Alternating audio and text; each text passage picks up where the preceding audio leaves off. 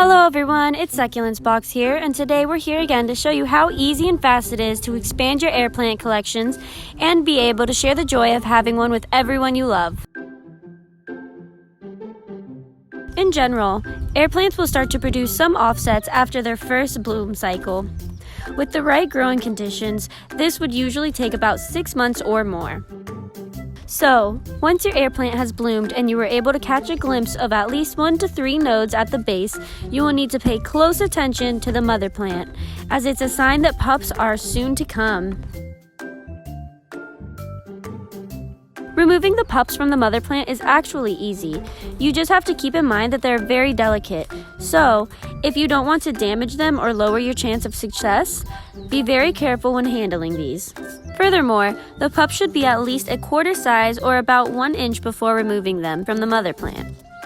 Once they have reached the appropriate size, remove them by holding the mother plant while you peel back the leaves. You can also use a sharp knife or a pair of scissors to cut them off. However, you'll need to feel the area first where the plant comes connected to locate the offset before cutting off the leaves. Then dunk the pups in water after separating them from the mother plant and place them in a spot where they can get bright indirect light. After that, you can now start growing and caring for them just how you would with a mature air plant. There's a few ways to encourage your air plants to bloom and produce some pups faster than the rest, so you'll be able to propagate them sooner. How? First, make sure to give them enough sunlight a day. You can achieve this by placing your air plant in an area where you will get partial shade exposure, like near a north-facing windowsill. But if you see that there's no sign of improvement with your air plant, try relocating them to a brighter area.